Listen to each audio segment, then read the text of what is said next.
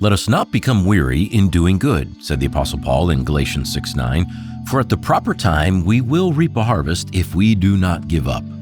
Throughout his 45 years in ministry, Chris Philbeck has not given up, persevering for God's glory and for the world's good. Chris Philbeck was born in Tulsa, Oklahoma, the middle child of 5 siblings. His family attended Osage Hills Christian Church, where Chris was baptized into Christ at age 10. One Wednesday night at Osage Hills, as little Chris was waiting for his mother to finish choir practice, the preacher, Delmar, came into the sanctuary and saw young Chris. "He came up to me," says Chris, "took my face in his hands, kissed me on the forehead, and said, 'You're going to be a preacher someday.' I was embarrassed by the kiss, but I never forgot those words."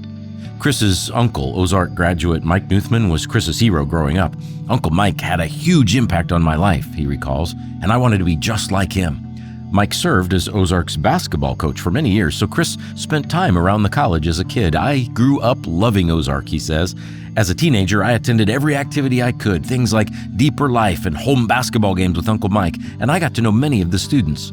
So in the fall of 1976, thanks to the influence of Mike and the call of God, Chris enrolled at Ozark. Here he was inspired by men like Don DeWelt, Ken Idleman, and Ron Carter, and he saw Ozark's strong commitment to preparing preachers. Ron Carter's Wednesday night chapel services were incredible, he remembers, and to this day, I still remember specific sermons. Men like Tom Mall and David Bycroft inspired me, their emphasis on the Bible, the challenge to preach. Ozark was the place where I really began to love God's Word, says Chris.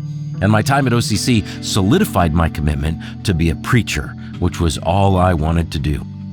In 1980, Chris graduated from Ozark, and he served first in a youth ministry with Western Meadows Christian Church in Alief, Texas, where Chris met and married his wife, Sandy.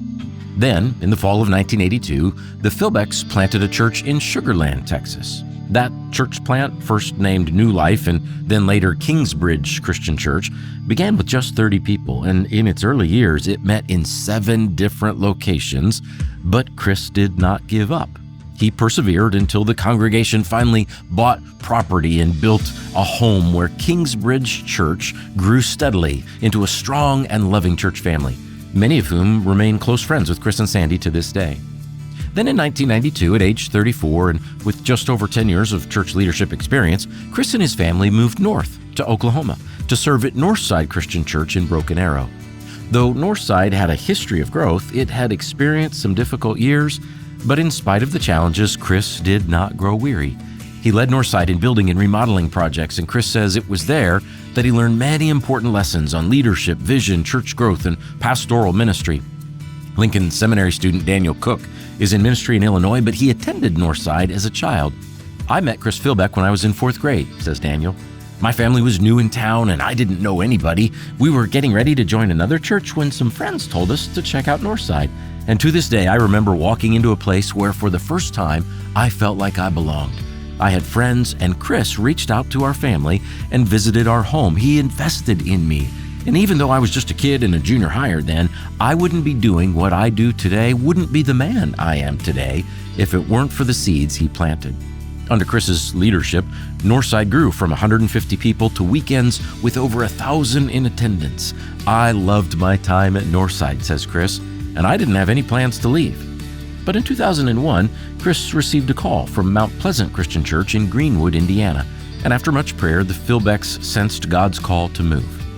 His first few years at Mount Pleasant were hard as well, but again, Chris persevered.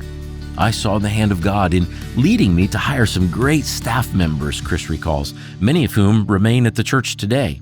"God continued to grow me in the area of leadership even as Mount Pleasant was growing."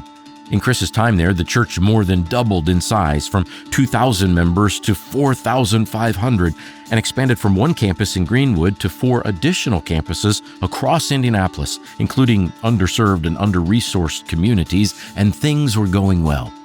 But his challenges were not over. At age 53, Chris was diagnosed with cancer in his tonsils.